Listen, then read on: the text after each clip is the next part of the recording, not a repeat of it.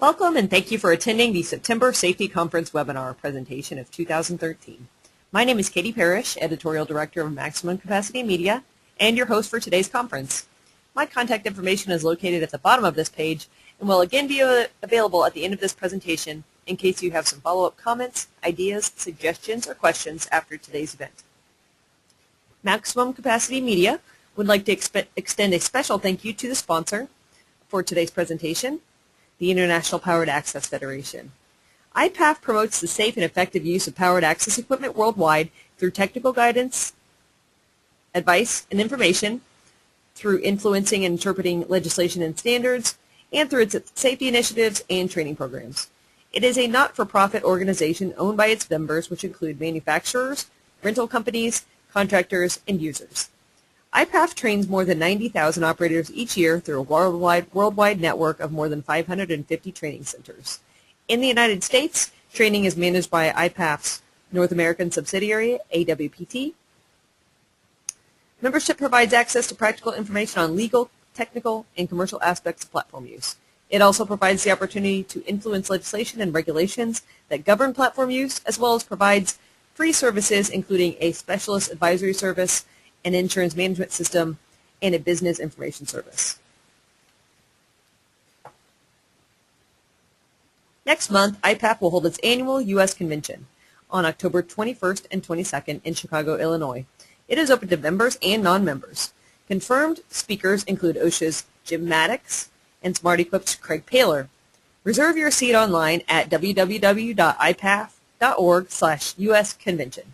If you need more information, contact Tony Grote at the email address or phone number below.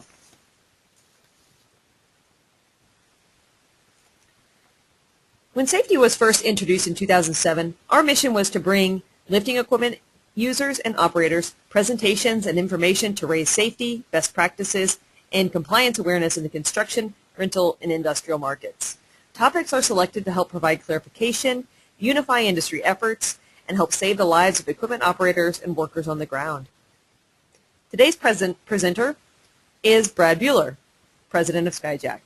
Since joining Skyjack in 2003, Brad has progressively held strategic positions, including the previous titles of Vice President of Engineering and Vice President of Sales and Marketing. In 2006, Brad was appointed chair of the ANSI A92.6 subcommittee. He is also the chairman of the International Powered Access Federation's Manufacturers Technical Committee. This year, he was also elected to IPAF's Board of Directors. Today, Brad will present information on safely moving equipment on job sites. If you have questions for Brad during the presentation, please type them into the question box on your screen. We will answer them at the end of the presentation. Additionally, this presentation is being recorded and can be accessed on saf-t-conference.com and the Maximum Capacity Media YouTube channel. Addresses will both be shown at the end of the presentation. And now I'll hand the controls over to Brad, who can begin his presentation whenever he is ready. Thanks, Brad. How I want to talk about some of those things, or the outline of that, is really exploring these approaches to how we move around safely on job sites. And though we're going to talk about aerial work platforms as an emphasis, this really will be applicable to lots of different types of equipment in general.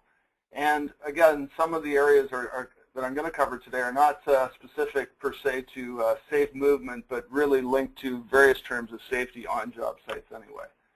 And really what I'm going to go through is I'm going to look at some of the causes of accidents, and that's some of the data that's been collected by IPAF over the last year and a half with respect to fatal incidents, and more specifically all incidents from member companies in the UK. We're going to look at some of the documents that have been recently, in the last 3 to 4 years, produced by the industry, by the Rental Association, the Equipment Manufacturers Association, IPAF, the SAIA in particular. One that I'll look a lot about, is hazard, risk, and workplace assessment. We'll go through some of the items in that document, some of the items in the operator training document, and some of the items in the fall protection document, probably a little less than that one, but all of the ones that pertain to the safe movement of equipment on job sites. And then finally, I want to talk about some of the secondary guarding systems, because really that's something else that is dependent on or related to the safe movement of equipment on job sites, and specifically aerial work platforms. And then hopefully we'll have some time to take some questions at the end of all that. So if I talk about the causes of accidents, as I briefly touched on, really IPAF, the International Powered Access Federation, as a member organization, has been polling its members for data on accidents since the beginning of last year. And that data is coming in from manufacturers, it's coming from contractors, rental companies, and really it's coming from over 160 companies with 200 registrants within those companies, and really 21 countries around the globe. And so when we look at some of that data, specifically the fatal accident data is where we started that database. You can see here that you've got the gray bars, which are static booms that basically trailers or truck-mounted type units. The green ones are the mobile booms or the standard telescopic or articulated boom units. And 3A is more vertical mast or scissor type platforms. And as you can see there's 8 electrocutions that have been documented, 9 falls from platforms as the #1 source of fatalities associated with the equipment, at least in this data, 4 entrapments, 6 overturns, and 4 mechanical or technical failures of the machinery.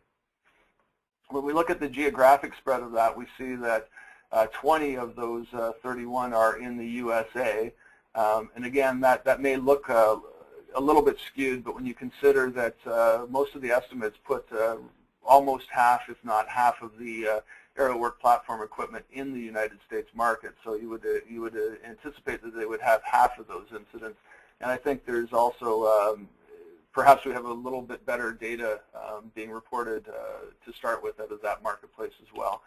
You do see kind of an even distribution in some other geographic locales there, from Canada, North America to Australia, some European ones, and obviously Singapore in Asia.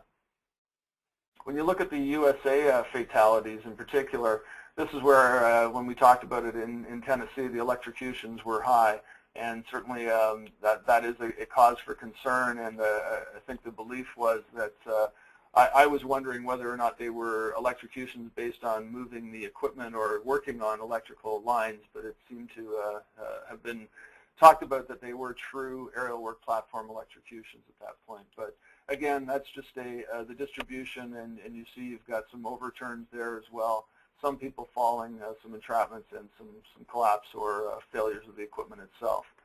Maybe a little more detailed, and where a little more work has been done in the United Kingdom, they've begun looking at various accidents, any accidents associated with the equipment, and this is really the rental companies or the hirers there who are taking this data in and sharing this data.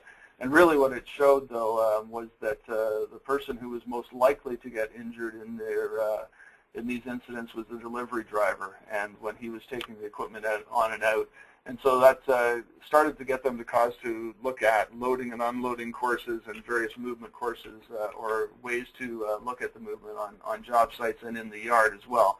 Because the other part of that is when you look at this, most of them are occurring on the job site. They're just a little more than half, where another quarter of them occurring in the yard or in their own yard or workshop, or more in the workshop actually as well.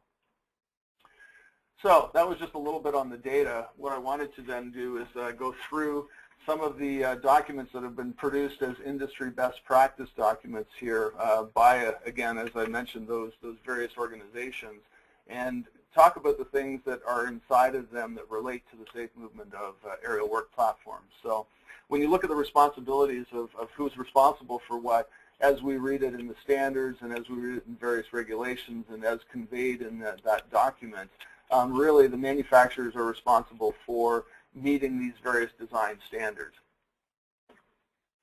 And so, from that perspective, at least from the manufacturer's perspective, I think from the regulators and the standards consensus bodies perspective, that is promoting a safe design. So when you meet or are compliant with those standards and the equipment is used as intended, they are safe for design. What that gets us to is finding a way to use them safely and ensuring that they're being used safely, and part of that is ensuring that on the job site that there is an appropriate hazard risk and workplace risk assessment that is performed. And that also includes selecting the most appropriate aerial work platform for the work to be performed. So we'll go through some of these workplace risk assessment considerations now and look at the ones that really are appropriate for the movement of the equipment on the site.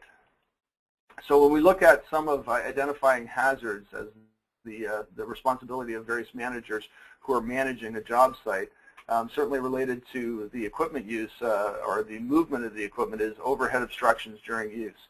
And really when I'm talking about a movement of equipment, just to clarify a little bit, I'm not only talking about traversing the equipment across the job site, whether it's in a stowed or an elevated configuration, but obviously changing the configuration with respect to elevation, and whether that's just plain up and down, or whether that also includes various forms of articulation or slewing of a boom type platform. Certainly we're talking about really any movement of those platforms at all. So certainly you have to be cognizant of overhead obstructions, and we'll talk a little bit more about that later.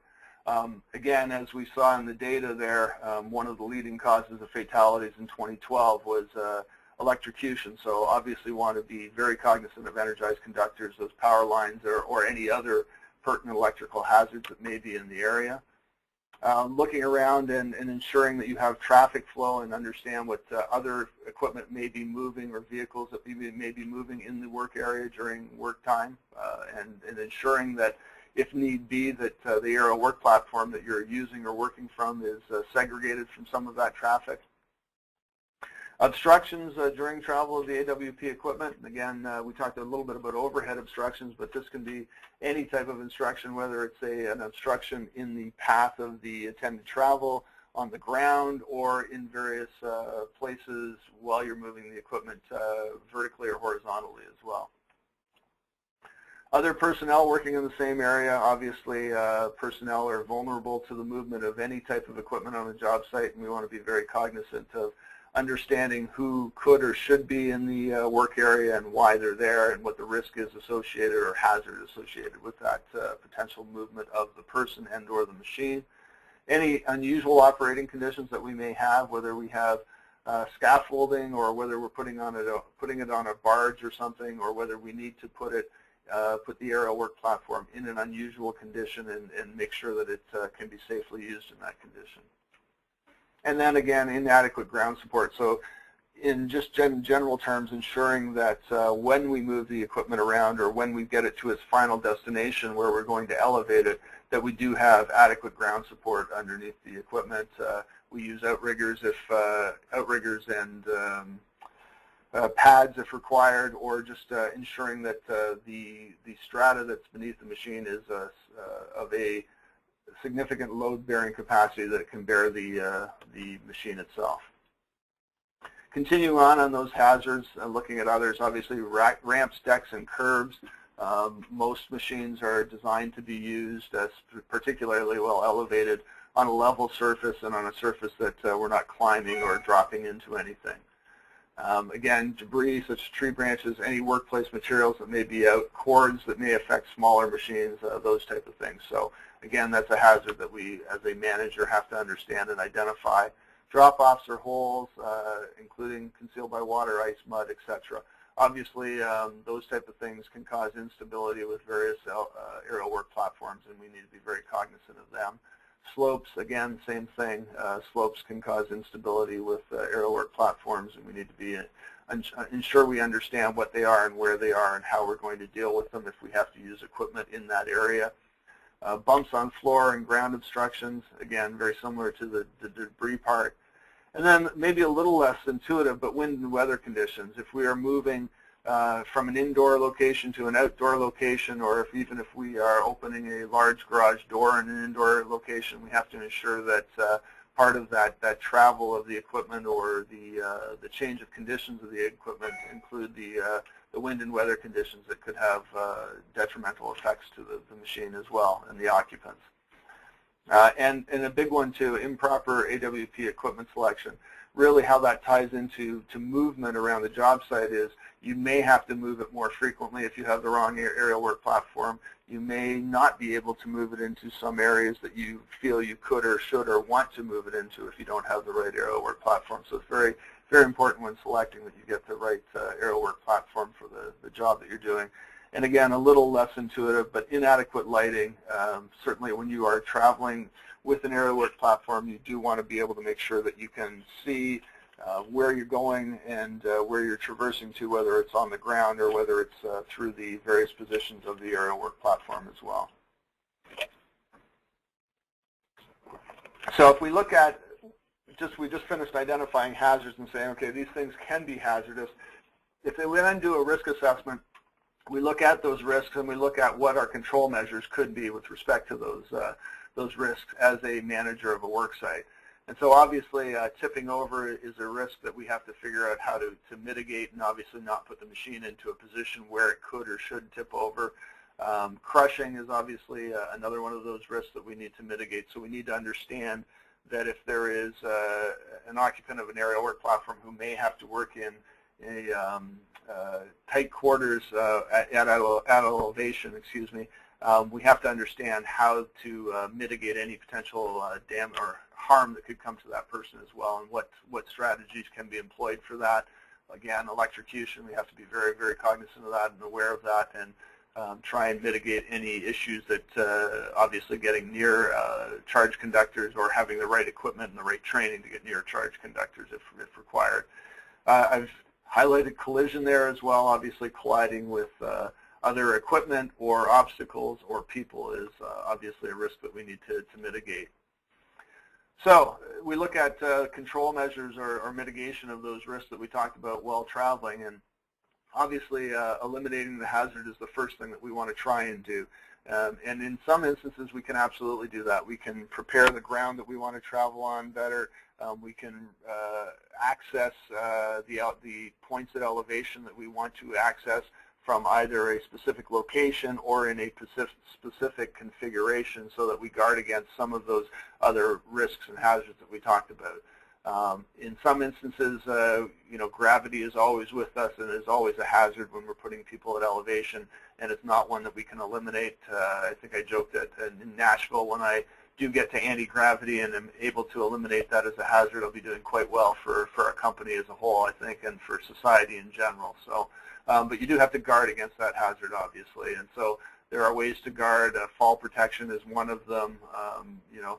Ensuring that you do the things that you need to do to maintain the stability of the machine and ensure that it's being used as directed by the manufacturer. So a lot of those things that we can guard against that hazard.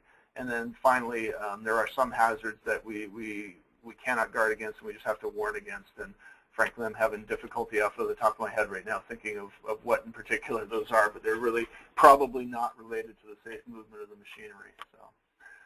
And then if I look at the next document, or one of the other documents that was actually the first document that was published by that industry group, it's the operator training document. And so general training and familiarization, and briefly understanding that general training talks about, the generic hazards and risks associated with operating an aerial work platform, and familiarization talks about the very specifics of each machine that is the operator may or may not use, and so understanding that particular machine and its limitations and how to control it. So, with respect to safe movement, I just wanted to go through some of these very broad things. So, when we tell a user, when a user directs or authorizes somebody to operate an aerial work platform, there is a understanding that the operator will be trained, and they will get that generic training that I spoke about as well, and that they must also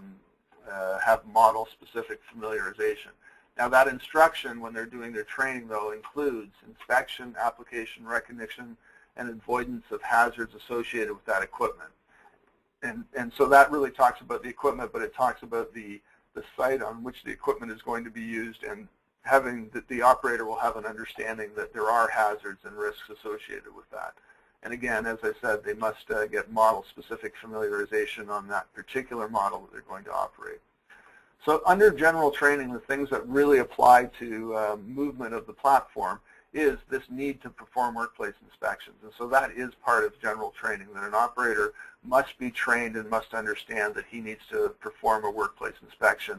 And for all of those reasons that I talked about previously, that's why that's important, so that he understands the workplace that he's in, the potential hazards and risks that are associated with that workplace. Again, recognition and avoidance of common hazards. So really telling operators that yes, drop-offs and holes and slopes and electrical conductors, those type of things are common hazards, and you should be aware of them and understand that they may exist on job sites and that you need to either stay away from them, you need to have a mitigation strategy, whatever it may be. And the purpose and use of manuals, and there's a lot of good information that talks about exactly what those risks and hazards are in the manuals and how you can best mitigate them as an operator, and how to use your machine within the parameters it's expected to be used in. And then factors affecting stability. Obviously, what type of factors affect stability, whether it be slope or whether it be elevation or a particular configuration that you may be in, and how you can best keep yourself stable as an operator and obviously upright. Talking about general training, this just in general the safe use of equipment. So just having an overall ethos that you understand how to safely operate that piece of equipment, and will do it in a responsible manner when you are on the job site.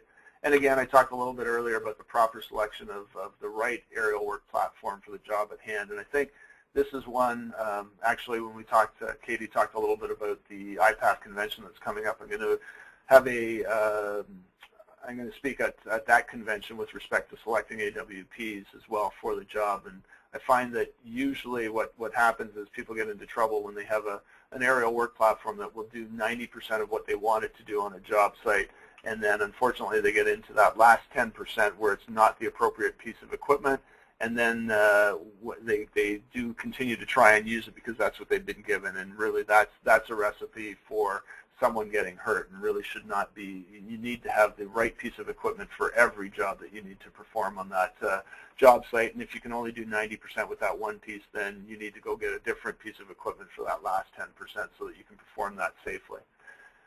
Again, for an operator, understanding that there are various options associated with various machines, whether it be outriggers or stabilizers or extendable axles or envelope management systems or load moment devices or dual capacities for baskets, depending on which part of the envelope you're in.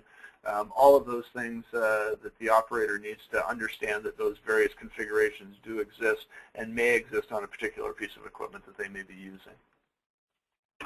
Talking about that specific piece of equipment, we then talk about the familiarization on that particular piece of equipment. And really, with respect to moving that equipment around on a job site, we talk about the safety devices and operating characteristics that are specific to that particular aerial platform. That's really the part of the familiarization that makes that person understand which things that they can do with that piece of equipment. So I'd be a little remiss if I talked about training and familiarization. I didn't talk a little bit or give IPAF a bit more of a plug. So really, there is training available from IPAF. There's also training available from lots of other organizations. For me, as a manufacturer who deals with lots of product liability issues, for me, I would like everybody who operates one of an aerial work platform to be properly trained, and I think that would certainly help a lot with reducing the number of accidents that we do see. Ultimately, IPAF, if you go through their training program, it was developed by industry professionals, all those members of IPAF, and certified as being conforming to the ISO training standard. And again, as Katie said, there's 90,000 cards issued from 550 IPAF training centers on a yearly basis. One of the new things that has been instituted in the U.S. here recently is an e-learning module. So it really is a new method of distribution of the AWPT training. It gives you the opportunity of the theory portion of the course to be performed online at the leisure of the trainee. But at the end of the day, they still have to pass a physical practical evaluation. And so I'm a little excited about this. I think Skyjack has been an AWPT training center for many years now, but we've been very geographically limited, and I think this will give us the opportunity to train more people appropriately throughout all of the geography of North America. And I would say kudos to NES for leading the initiative in the first place. And certainly we're still looking forward to working with anybody in the industry who has an interest to get more people trained. And certainly if you feel that way and want more information, you can contact me with respect to that training.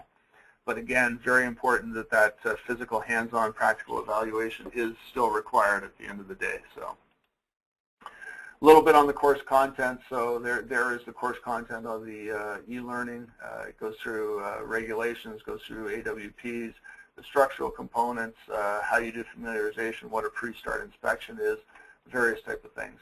And throughout the program, you're going to get asked questions and have to verify that you are actually learning something as you take the course. So if we look at this and say limit switches and safety switches may be overridden by the operator, when may they do that? Well, hopefully you all know that the answer is A, and never. Certainly none of the others are appropriate.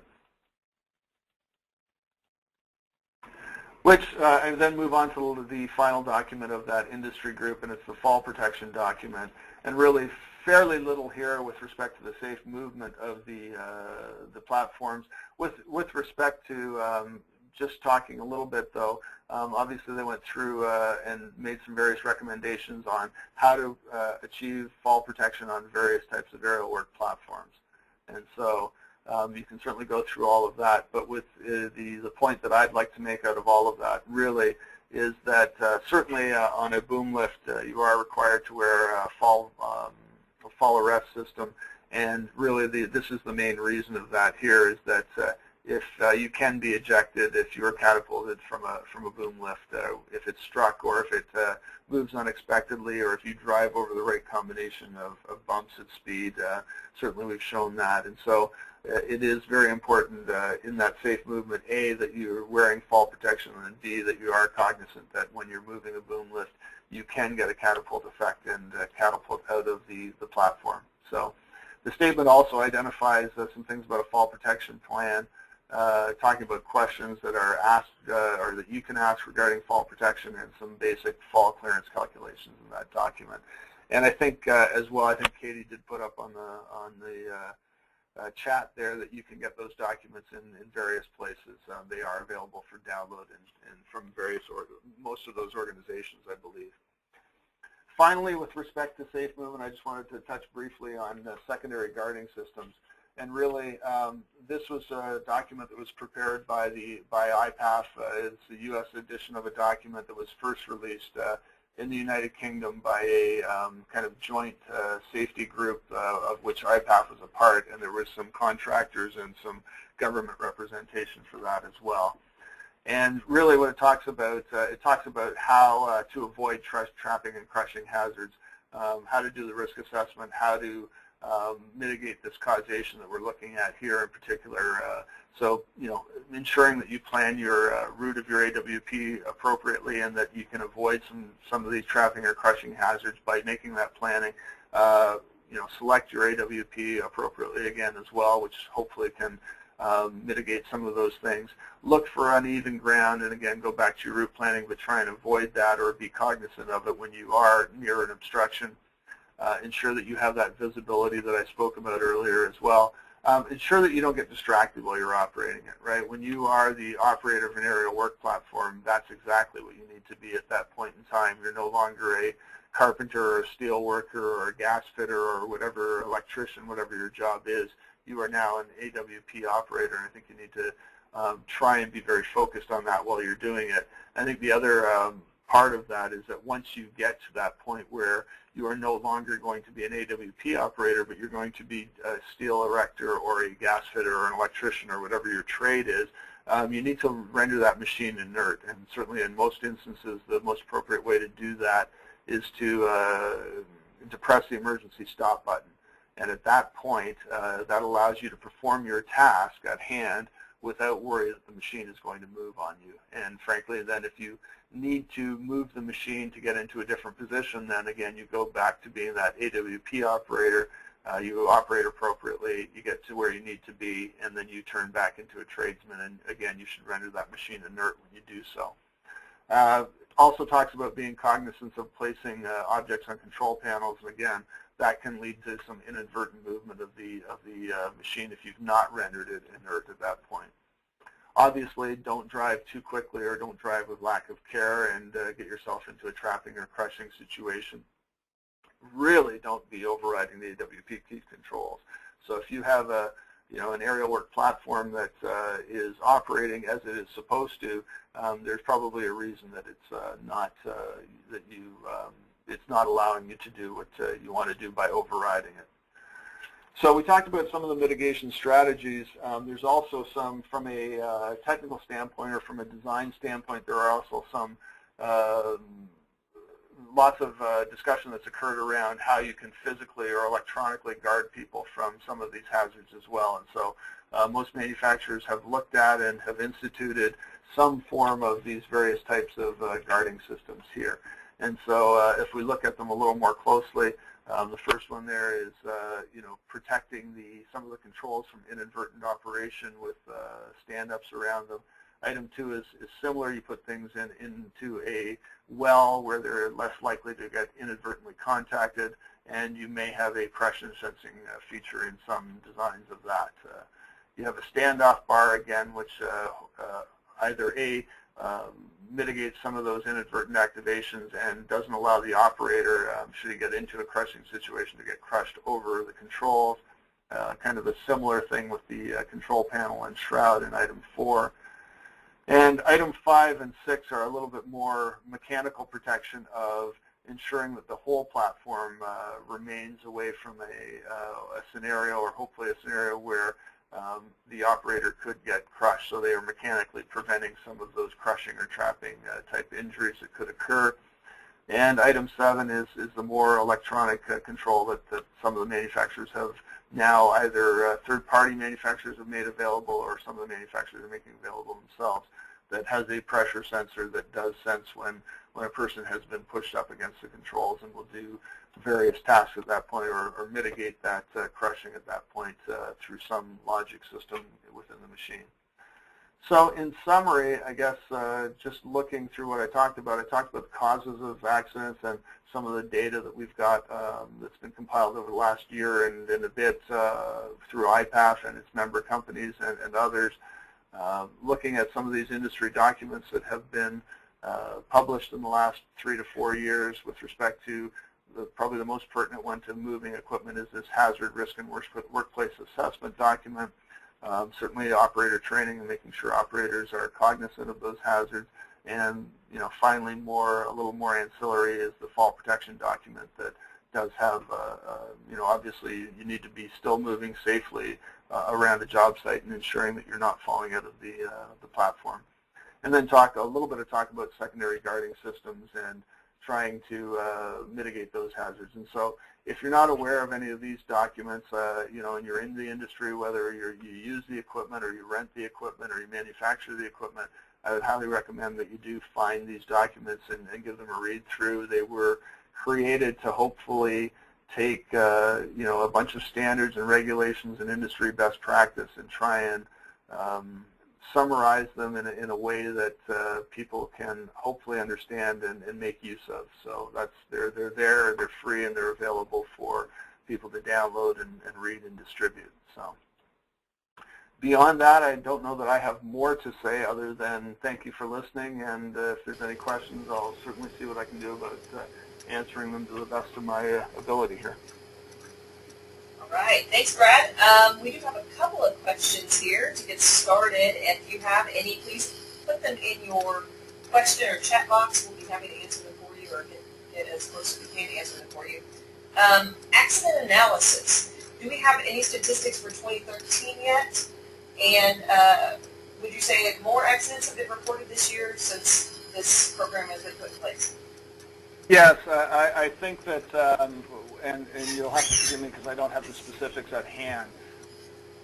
There was a press release put out by IPAF, and I think the first half of the year accident statistics were in, and I believe fatalities were occurring at a higher rate. I think that was, though, attributed to the fact that we are just capturing more incidents today, and frankly, I think the other part of it is that there needs to be a word of warning there, I guess, as well. We're certainly trying to determine how many fatal accidents and how many accidents are occurring so that we have some ideas of what we can do potentially in the future to prevent them. But I certainly don't want to give anybody the intent or the impression that our equipment is not safe in the first place.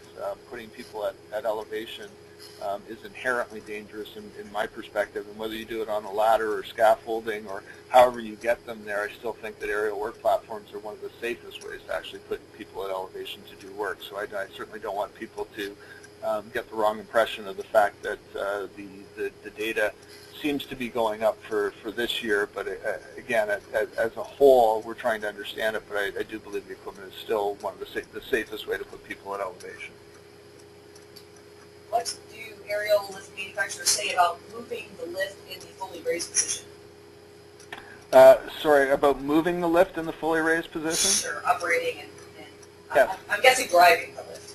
Yes, absolutely, and I think that goes back to the familiarization and the specific features of that particular lift that you're talking about. So I will say that there are many aerial lifts out there today that are meant to be driven well elevated, and certainly, you know, we make lots of them, our competitors make lots of them, and frankly, most aerial work platforms out there are meant to be driven in that configuration. Now, again, you have to go back to the specifics of that particular model of aerial work platform that you have to determine whether or not it was designed and is safe to be moved while it's elevated, but many of them are. Okay. As far as pre-job or pre-job inspections go, is there a cheat sheet or checklist out there that's available that would be for a generic check sheet? That's a very good question. I'm not sure if any of those documents had a generic check sheet. You know what, Katie? I honestly don't know. I can certainly look to see if there is anything out there. I have a feeling that there probably are some out there. I just, I guess I wouldn't be able to specifically say where. Okay, so probably in one of those technical documents. I put the address in the chat box, but if you need that afterward, just shoot me an email and I'm happy to track those down for you. Let's see. How does wind come into play during operation? How does wind come into play during operation? Correct. Okay. In general, most aerial work platforms are designed, and again, this is not all of them, and you'll have to refer to your specific platform, but most of them are designed with a wind speed in effect that is 12.5 meters per second, which is 28 miles per hour roughly, which is, I believe, I can't remember, I always forget whether it's 4, 5, or 6 on the Beaufort wind scale, but it's one of those. But it really is, most manufacturers have designed those units to be stable in conditions up to that. And so, I mean, obviously wind, when you are elevated, can cause instability in various aerial work platforms, especially if the wind speed gets high enough. And in general, when I used to do a lot of training, when I trained people, it was the Beaufort wind scale that most machines are designed to is associated with you know, your umbrella turning inside out. So if you're outside walking around and you have an umbrella and you're worried that the wind is going to turn it inside out, that's generally the point where you should not be elevating an aerial work platform. And again, it's specific. You have to look at the operator's manual for each one. But in my mind, I certainly wouldn't go up in an aerial work platform when I was worried that my umbrella was going to turn inside out. So, you know, many can be used in wind conditions, but most cannot be used in significant wind conditions. Okay.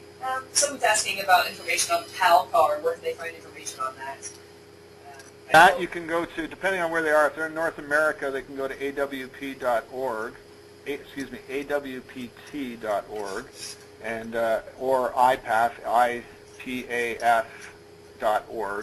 and either one of those will point them to their nearest training center if they're interested in getting, and there's certainly documentation on the PAL card there as well, or they can contact me and I can get them more information.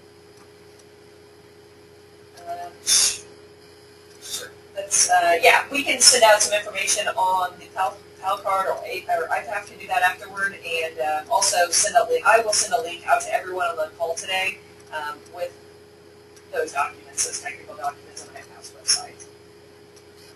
Let's see.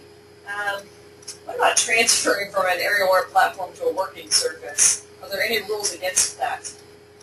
Well, I will tell you, in the U.S. anyway, first standard that I'm going to come up with, and I think probably most applicable for this conversation. The ANSI standards all basically say that it can only be done with permission of the manufacturer. And at that point, certainly if someone comes to us for permission, we'll grant them permission, but there's there are some conditions that have to be met associated with that, and I think there are many manufacturers that do the same. We have been, I was at a CSA Standards Committee meeting, and I can't say too much about what we discussed, but ultimately we did, that was a discussion about how we could write into a standard, or whether we should write into a standard how to appropriately or safely transfer from our aerial work platform to another surface. Okay. Maybe all the questions that we have. Some people are answering some questions about the check sheet and the cheat sheet. Those should be available in the manual for specific machines, but hopefully one of these documents is in there. Well, I think, and sorry, maybe I misunderstood that. I mean, certainly the check sheet for the equipment itself will be in the manual.